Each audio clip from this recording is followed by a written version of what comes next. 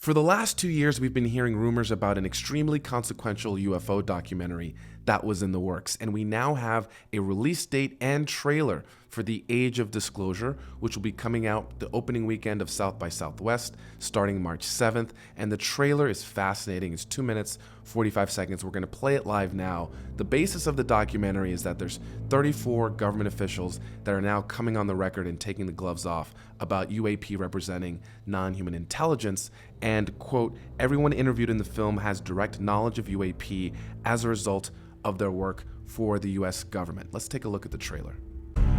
The American people are ready to receive the truth.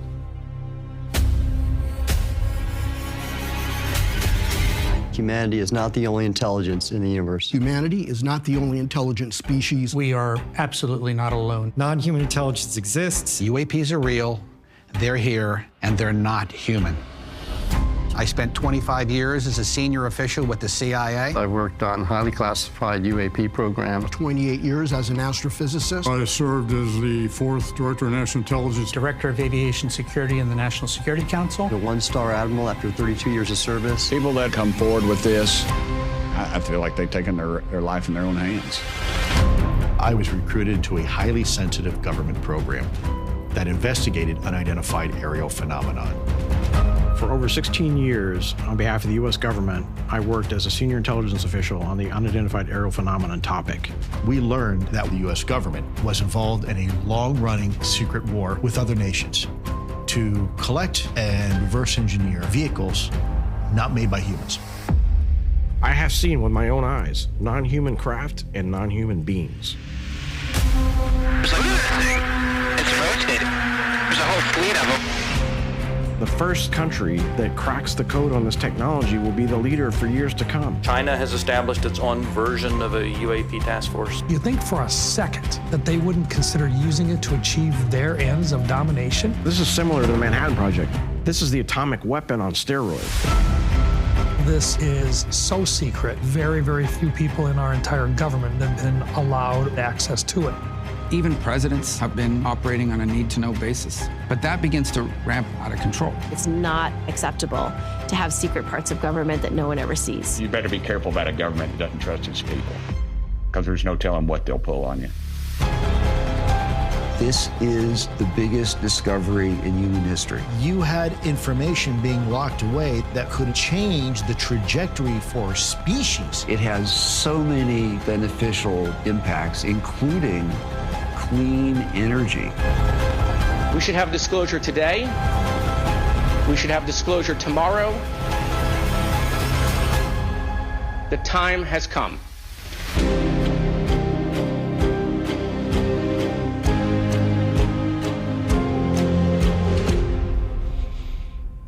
What else you want to know?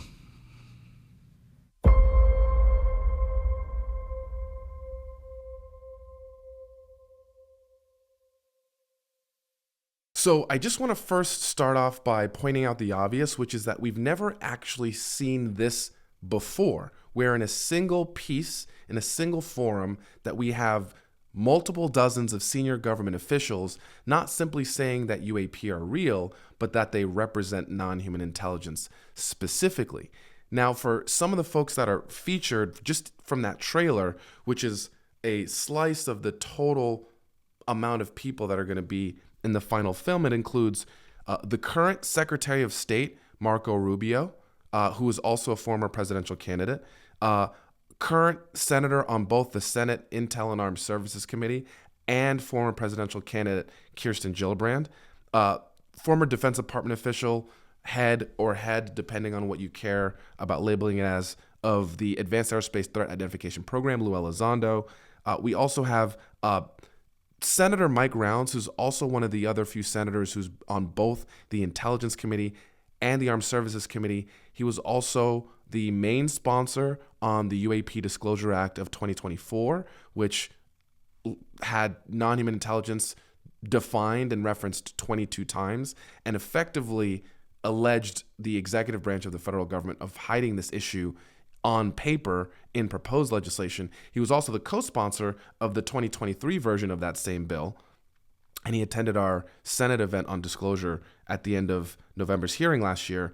We also have former DIA official Jay Stratton, who was the director of the UAP task force, which came before the now permanent office of the All-Domain Anomaly Resolution Office. And he has never actually said what he said just in that trailer, which is very specifically speak to the fact that he personally has seen both craft and bodies. We also have, which was an interesting surprise, General Jim Clapper, who was the former DNI. There's a lot of controversy around him for folks who are on both sides of the aisle, so I know he's a controversial figure. He has never really made a public statement about this, although there was an interview with Mike Rogers, the former director of the NSA, a couple of months ago where he mentioned that in 2016, he was ordered by Clapper to gather all of the files from the NSA and provide them to him, which he thought was a joke at the time, but obviously it was not.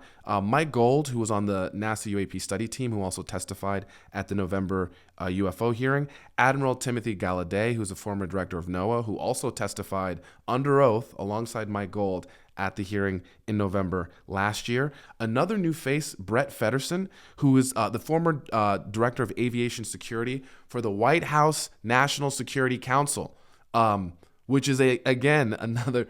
This is someone who is at the top of the food chain when it comes to access to intelligence. Jim Semivan, who we know has been out before, has been associated with Tom DeLonge's effort at To the Stars Academy of Arts and Sciences. He's a former senior CIA official who loves to spend time here in Southern California. Representative Andre Carson, who was the chair for the first UFO hearing in over 50 years when he chaired that hearing, I believe it was in 2022, which is where we had the likes of Scott Bray from the DoD come and provide that hearing messaging.